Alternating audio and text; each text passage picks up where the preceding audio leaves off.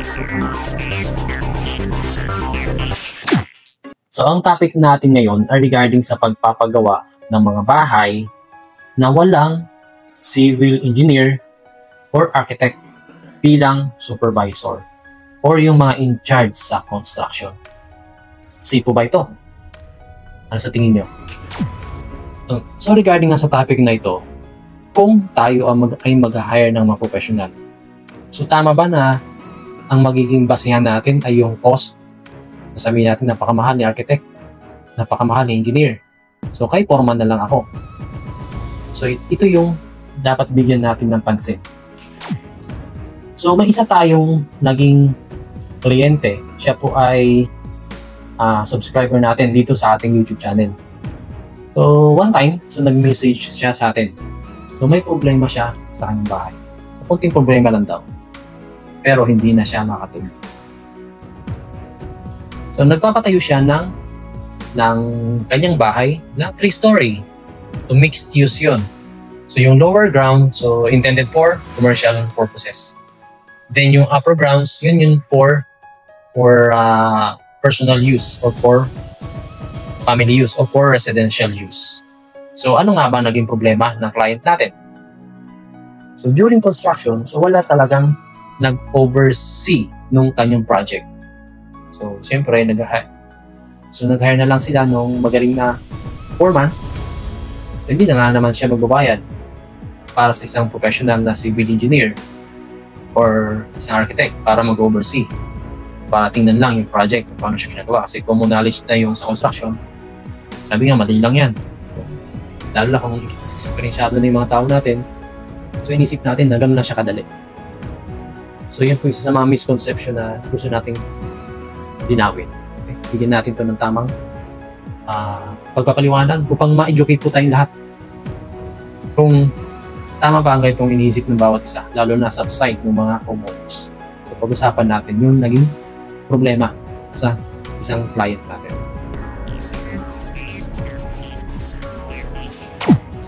Ito ay ginawa without the supervision of an engineer and guided only by a foreman. So yung structure niya ay kinakitaan ng mga serious na mga structural defects. This is a true story of how failing to hire the right professional early on cost more in retrofitting, time, and peace of mind. So sana maging aral ito to every future homeowner, builder, or developer. So as you know, so I've been sharing my knowledge and experience in civil engineering on YouTube for a few years now. So since pandemic, so lahat ng naging natin experience, lahat ng mga trainings natin, so yun ang sinishare natin through our YouTube channel. Demystifying construction methods, best practices, and real-life scenarios para makatulong sa mga tao. Para ang mga tao ay makapag-build better and safer structure. But a few months ago, something hit closer to home. One of my subscribers reached out through social media. So, he stated what was happening to his project. Ang building na to ay mixed use. So, meaning yung ground floor is intended for commercial use and the second floor and third floor levels are intended for residential use. But then, as we talk about the project and as I dig deeper into the problem, hindi siya simple. He was building a 3-story mixed-use building. So this is a combination of residential spaces and commercial rental units. It's a dream investment, but there was one glaring issue. No engineer had ever looked at his project. So inadmit naman niya na it was a huge oversight. The entire building was being constructed based only on a foreman's advice. So pinag-usapan natin yung mga naging problema dito sa kanyang project. So ni-review natin lahat mula dun sa foundation hanggang dun sa taas. Kasi ang nangyari ay na-construct ang kanyang building na hindi nasunod yung structural requirements. So inisa-isa natin, actually halos nasa ano na to nasa finishing stage na sana ito. So structurally, complete na yung building. So hanggang roof deck na siya. So it's a 3-story building na may roof deck. And from what we have gathered, so I found out some elements are changed. Hindi na siya yung kung ano yung naka-design sa plano. So ang sabi ng foreman, so ganito na lang ang gawin para daw mas matibay, so on so forth. So again, ang foreman is actually good for the actual implementation, but it should be based on the approved plans. So yun ang dapat sundan ng mga foreman natin, yung kung ano yung nasa plano. Kasi naka-design po yan. So anong nangyari? Binago ang size ng poste, binago ang size ng biga para daw mas matibay. So ito yung, again, ito yung sa mga misconception natin in regards with structural members ng structure. Pag nilakihan mo yung column without the consent of the designer, so na-waive na po ang liability dito ng design engineer. So mapupunta ito sa supervisor ng project, which is a civil engineer or architect, na siyang involved sa actual na construction. So, ang tanong, kung walang involved na engineer sa actual na construction, so sinong next in line? Definitely hindi si foreman. Hindi siya magiging liable dito. Only the professional who signed the as-built drawings or the as-built plans. So, these drawings will be used for the application of the occupancy permit. So, kung sino yung nakapirma dito, siya yung liable doon sa actual na kinonstruct. So pag nagkaroon ng failure, so ang unang titingnan ay yung design parameters. So kung paano nag-arrive sa ganong sizes ng columns and beams, yung mga detalye ng bakal, yung strength ng concrete. So yun ang kinoconsider during the investigation. So kung hindi nasunod ang plano, so hindi na po liable dito si design engineer. Who's next? Si supervising engineer. So sino yun? Kung sino yung architect or yung engineer na nag-supervise ng actual na construction. So yun po malinaw ha.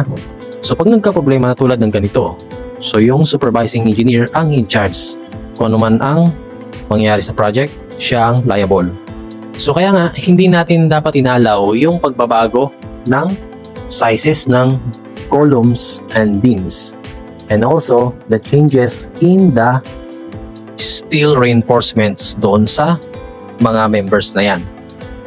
Unless you have the revised calculated design or you have the complete analysis of the structure. Hindi palibhasa pinalaki mo yung poste, mas matibay na yan. At hindi rin palibhasa nilitan mo yung poste, mas makakatipid ka. So yun po yung maling konsepto na dapat natin baguhin. Same din sa beam. Pag pinalaki mo yung biga, hindi rin nagsasabi na ito ay mas pinatibay mo. Mali po yun. Kung dinagdagan mo naman ng bakal, hindi mo rin masasabi na ito ay mas pinatibay mo. So ikakalculate po talaga yan.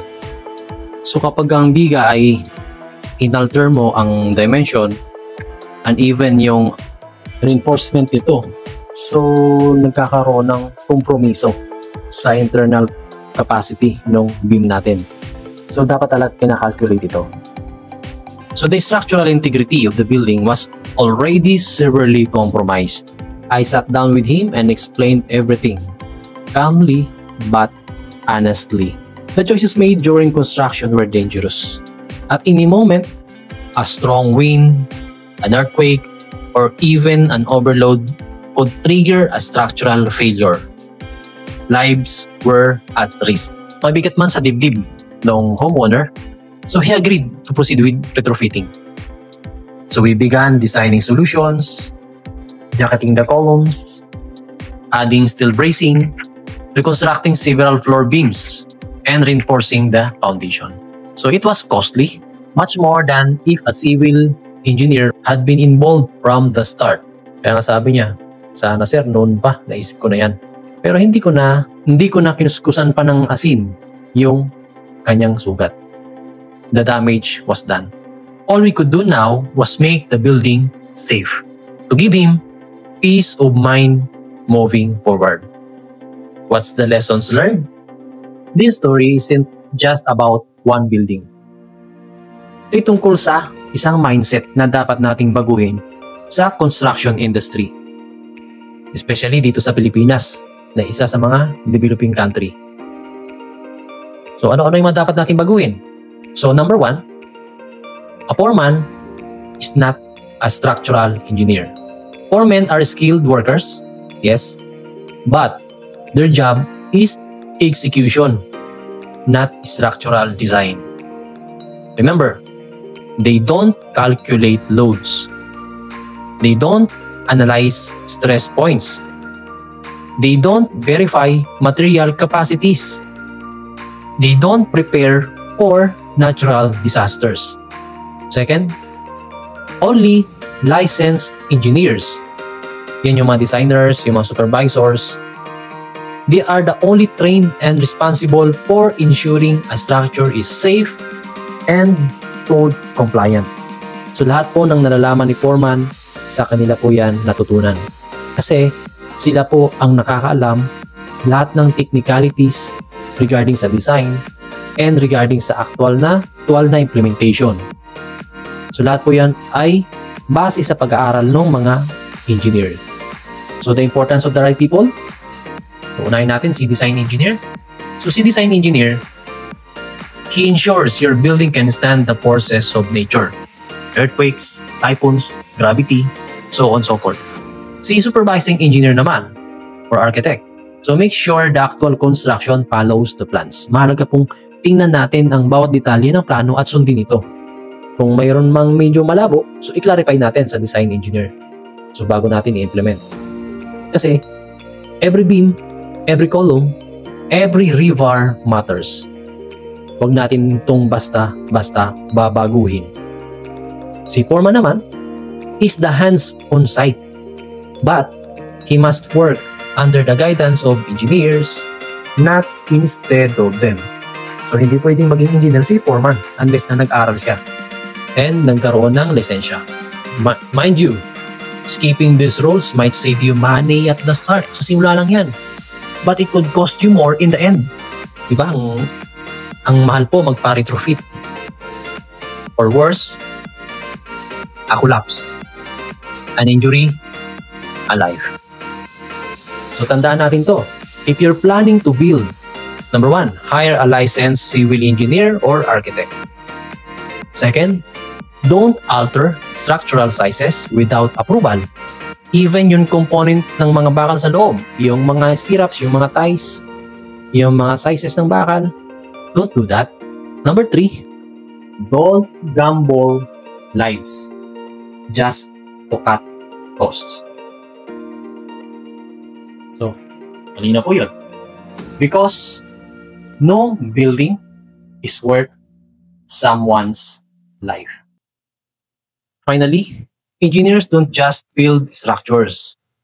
We build safety, trust, and peace of mind. Share this to help build safer communities. Your structure is your responsibility. Build it right. Sana yung nabigyan natin ng linaw, kung hindi man buo, upang mas maintindihan natin ang kahalagaan ng mga professional. So, yan lang po. Maraming salamat. God bless us all.